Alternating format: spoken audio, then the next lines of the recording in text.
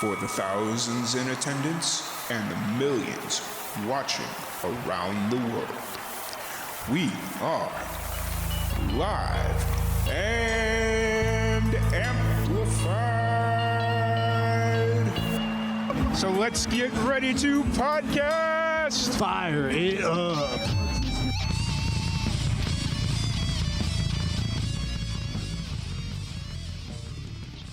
Hey, how's it going?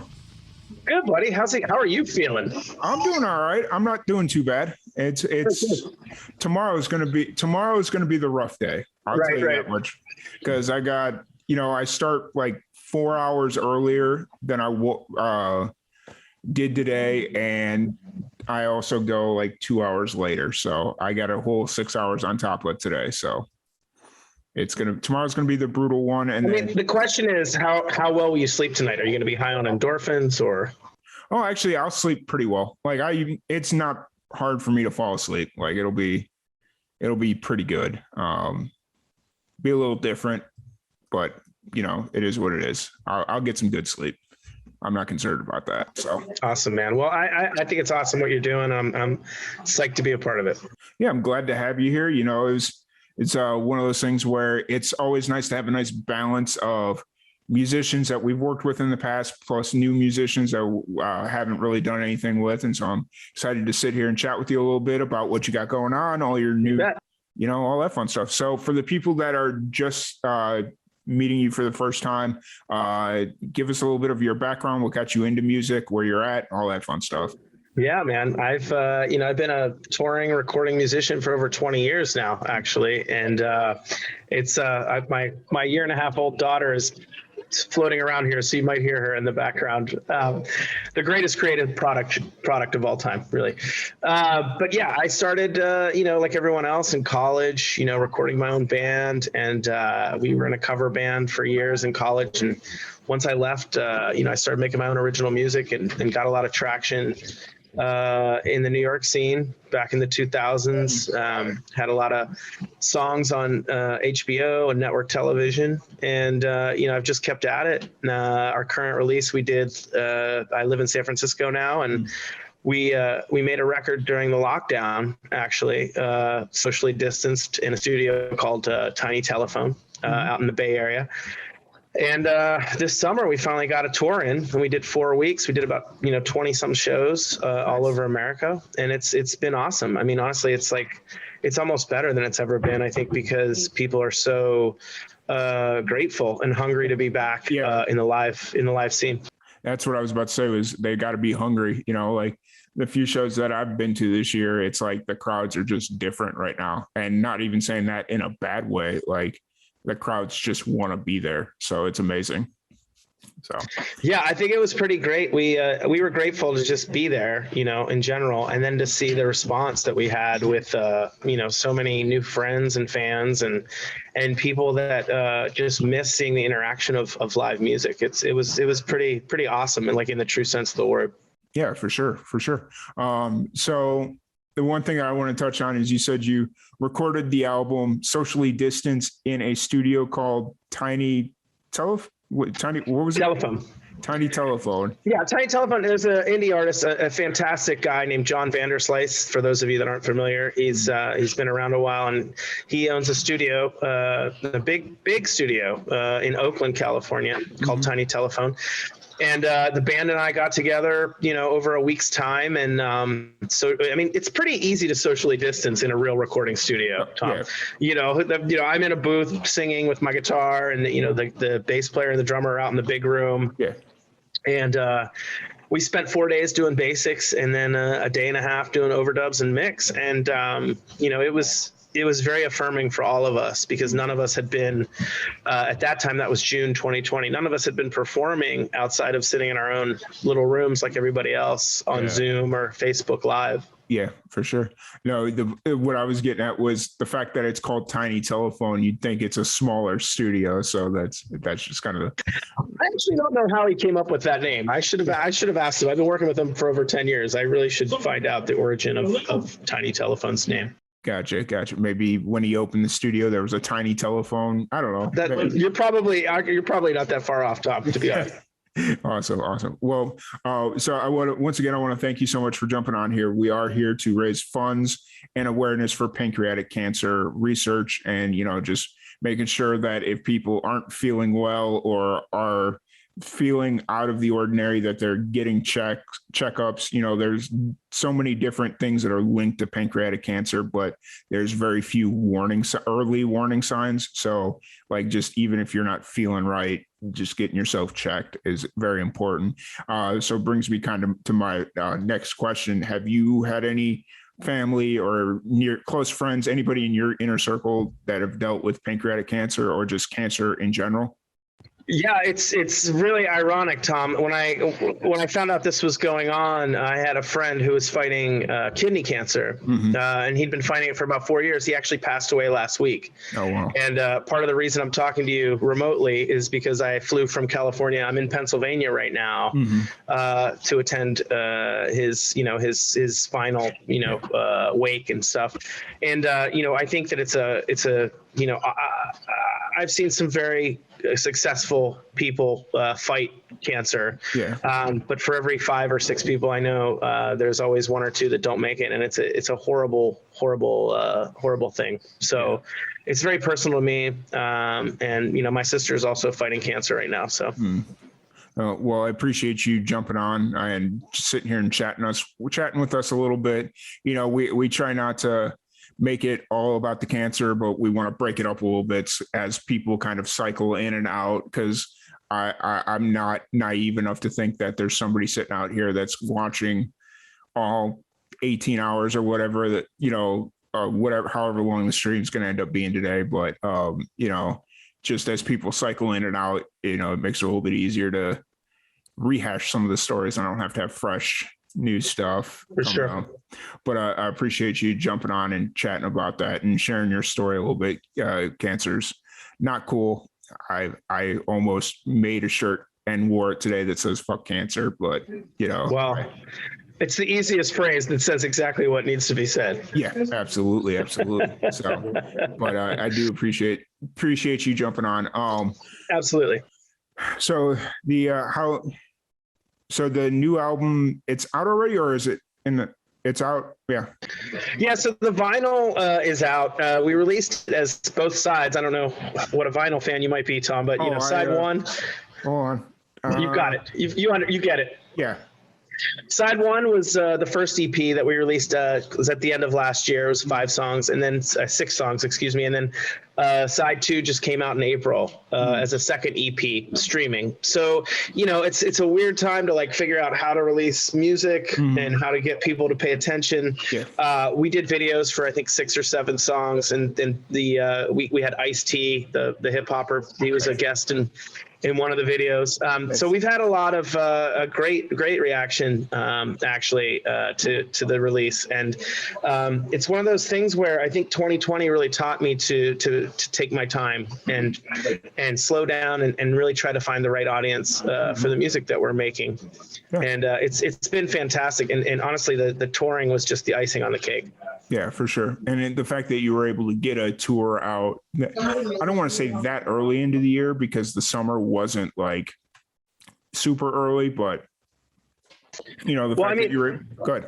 Well, I was just going to say, the whole time we thought it might be canceled, or some of it might be canceled, because people were talking about the COVID and the Delta variant and all those things. And we started in Colorado. We left the East Bay, went to Colorado, went as far east as Pittsburgh, Pennsylvania, and ended the tour in Minneapolis and had no problems.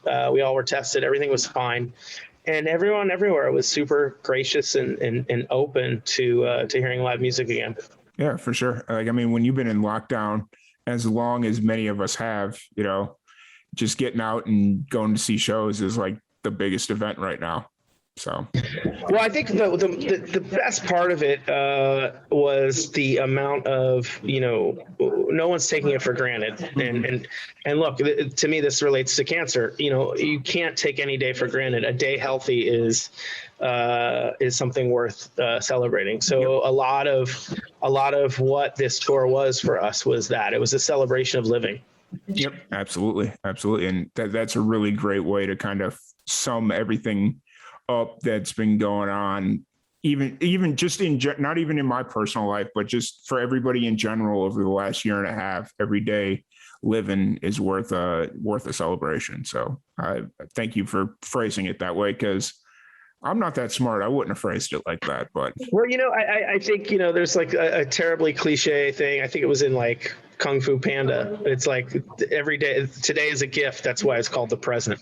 Mm-hmm. And it's really true. And I think the more I live that way, I live to see every day as a gift. And I think the more I do that honestly, the happier I am, and the more I am able to give to other people. Yeah. And that's really what music to me is all about. It's you're giving a piece of your creativity to others and hoping to inspire them to do the same.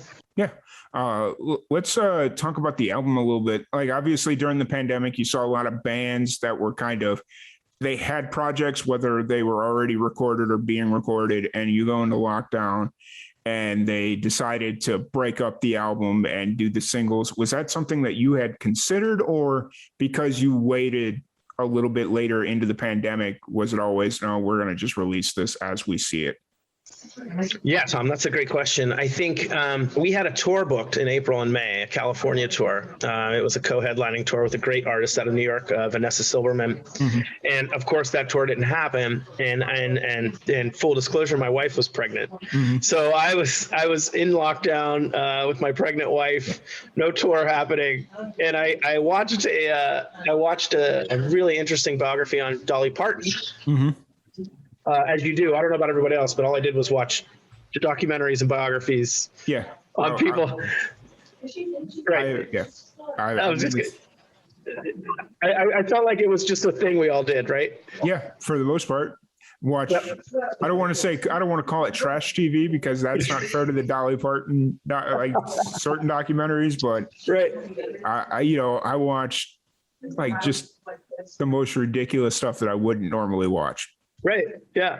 Well, we watched this Dolly Parton documentary, and she said she still writes at least 3 songs a day, every day, like now. This woman she's a powerhouse. And I said to my wife, I'm going to do that. I'm going to write a song a day at least. And that lasted about a week.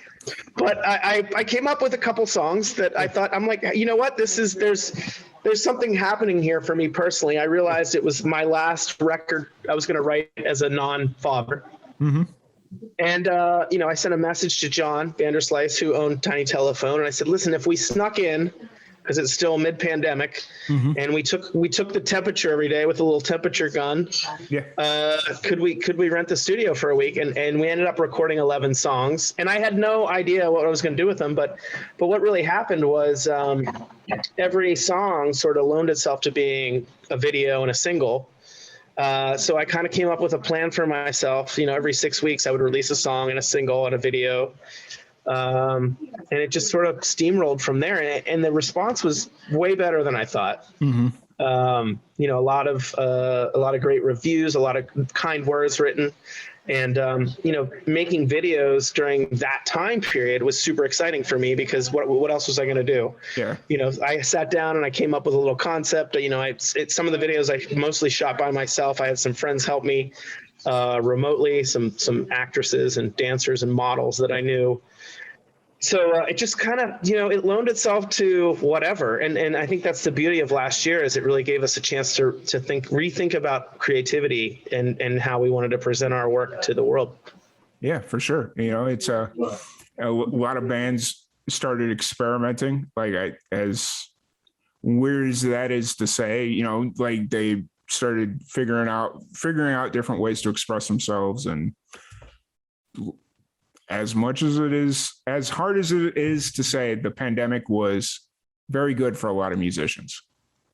It gave them an opportunity to find out who they really were, who they wanted to be, and to kind of, for lack of better terms, get their stuff together.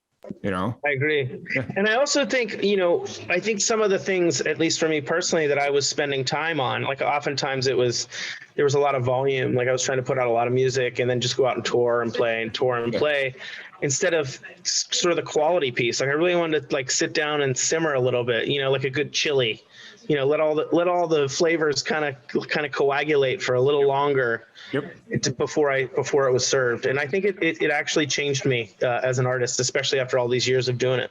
Yeah. And which is really, you know, interesting because in this day and age where everybody or every musician's kind of faced with that, oh, we got to keep putting out singles, got to keep, got to stay on top of the algorithm there for Spotify and just kind of stay on top of everything. You kind of took a step back and started focusing more on the quality of the song versus am I getting a song out every other week, every month, like whatever it is, because I definitely saw musicians last year that did a song a day. And yeah, like it was cool. It was something that they did. But some of those songs are just like, okay, cool. Well, I think that's an interesting point, and I think there's a place for that as well. I think that when you're looking at the body of work that you want to have as an artist, at the end of the day, you want there to be a substance or a thread that kind of runs through it, that makes you feel, pride's not the word, it makes you feel complete. Like it makes you feel like, everything I did was towards this greater kind of idea of who I am. And and one of the things I've noticed, especially as a more seasoned artist, a more veteran artist, and I've said this before, oftentimes I'll know the name of an artist before I'll ever know one of their songs. Yeah.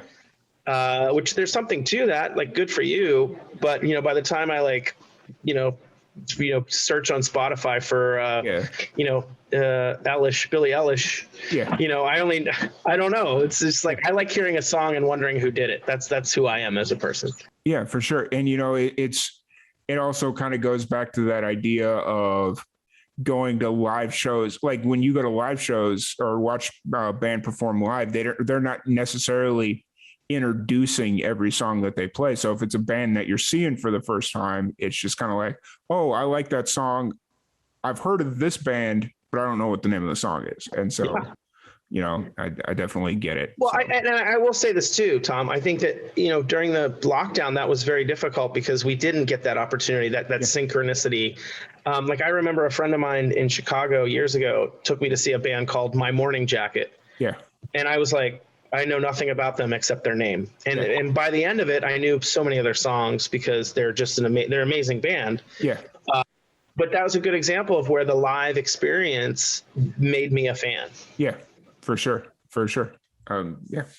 But let's talk about the tour that you not just got done with, but the tour you went on this year. How many, you said you did 20 cities or 20 dates? We did about 20 dates. 4 of them were in Nashville, so I don't know if we should count that as 20. You did 20 dates. Okay, that's fair. Yeah, we started in Colorado, Denver. We went to Sheridan, Wyoming. We did Kansas City, Wichita, all over the place. We did Youngstown, Ohio.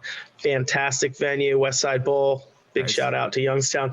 The whole way east to Pittsburgh, and then came back, started working our way back Indianapolis, and ended in Minneapolis. And it was just, again, it was just such an affirming. I keep telling people, people keep saying, what was the tour like in August? And I'm like, it was life affirming. It was a chance to, get back in a physical space with people and really just vibe, just react. Here's a note that's happening in real time. Here's a drum beat that's happening in real time. And I think the energy, that is created, and I was so sad to read about the Travis Scott stuff that just happened recently, because to me, that's the antithesis of what should happen in a live experience. I think that people should feel safe and feel comfortable and feel they should walk away a better person. In camping, they call it leave it better than you found it. And that's the way we tour. We toured that way as well. Yep.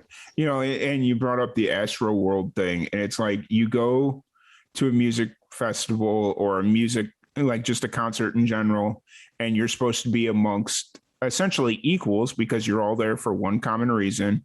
And you would think that nothing bad's going to happen, or at least nothing seriously bad's going to happen, But then the Astroworld incident happened, and it's kind of like, man, that's just kind of hurts any live shows moving forward, even just like on a smaller scale too. Like, and I do want to say, and I think it hasn't been said enough, and I have no interest in Travis Scott as an artist. I don't understand. That's not my thing, but people are pointing the finger at him, and what people don't understand is the the artist shows up, you know, and there's other people that are responsible for everything that happened. You know, there's security and event staff and promoters. And, you know, unfortunately, he's the name up front. And I think it's something we're not talking about enough, because I feel like a lot of people are pointing fingers at him specifically. And I do think it's a bit unfair.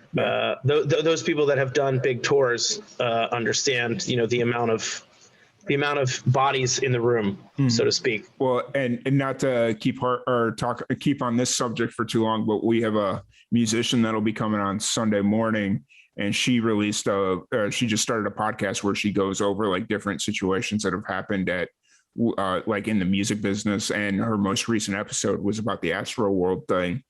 And as I was listening to that, I was watching a video of that same festival, and this I've not seen this video prior, haven't not seen it since, but there's a video floating around of earlier in the night, after or before everything happened. Travis Scott actually did stop the show at one point because there was a girl that was overheating, or like just something in the front row was going on, and he did stop the show at one point. So it's not that he like, I don't know if that's a good thing to be pointing out, a bad thing to be pointing out, but it is there's a lot of people saying that he wasn't aware, or he doesn't care about his fans, which isn't true. Like, yeah, I think, you know, on a human level, I don't think anyone, if he had known what was happening, I'm sure he would have stopped the show. I think that there's a pylon mentality right now with social media and the immediacy of information, and people take, you know, it's like, you look at, like, it's like if an alien landed on the Earth in Antarctica, let's say, and he reported back to his alien friends, this world is covered in ice, but he's only explored that much of the world. That's what we're dealing with right now with social media and Twitter and all the things. So I think it's important for people to, as much as they can, take a little stop, you know, like take a break and wait till you have all the, as much as information as you can. Because look, if it bleeds, it leads. That's always been the media phrase. So you're talking to somebody that works in the news industry. Like, that's my 9 to 5 job. You know exactly what I'm talking about. And that's what sells. That's what gets the eyeballs. That's what gets the clicks. So I personally am always, you know, I take a step back and I say, okay, wait till we have more information before we make a judgment on this. Yeah. And that's usually the stance that I take. And then you kind of sit there on social media, and it's like not even an hour after the incident, and people are already making assumptions and all this stuff. And it's like, we don't even know anything about anything. So, well, I think everyone loves a villain. That is true. Like let's look at Marvel, you know, let's look at comic book movies. Everyone loves someone to point the finger at. And then, you know, the great twist in the end is, that's not the real villain. There's another villain behind the villain. Yeah, absolutely. Absolutely. Well, unfortunately, we have to start wrapping this up because the nature of how we have things set up. Absolutely. I appreciate the time. I do want to thank you, but before you go, one thing we've been doing with everybody on the that comes on the show or the fundraiser marathon is I have a random question generator sitting right here, and we are going to spin the wheel once. Can't wait. You get to answer the question that pops up. You ready? Hit me. All right. What do you think about before you fall asleep? What do I think about before I fall asleep? I think my last thought before I fall asleep is, what can I do better tomorrow that I didn't do today? Perfect. That's, you know, it's these questions are always interesting because you never know what you're going to get. It's like some of these are labeled like most randomness, but no, that was great. I love the more in-depth questions, just making people think. So I appreciate Love you it. answering that. Thanks so much, Tom. Yeah, absolutely. And then before you leave, if people want to check out the album or anything you guys got going on, where's the best place for them to do that? It's my name. It's the THE Greg Hoy, GREGHOY.com. And then I'm the Greg Hoy on Twitter and Instagram and all the places. Awesome. What's your favorite social media platform to promote? I mean, I still love Instagram. I don't know. I just feel like it's the most like, it tells the story the best for me. Twitter's a little too all over the map, even though I use it. Yeah. I'm just now getting into Twitter a little bit, and I'm starting to understand it a little bit more, but I'm so far behind the 8 ball on that one. It's just kind of like, I'll be here.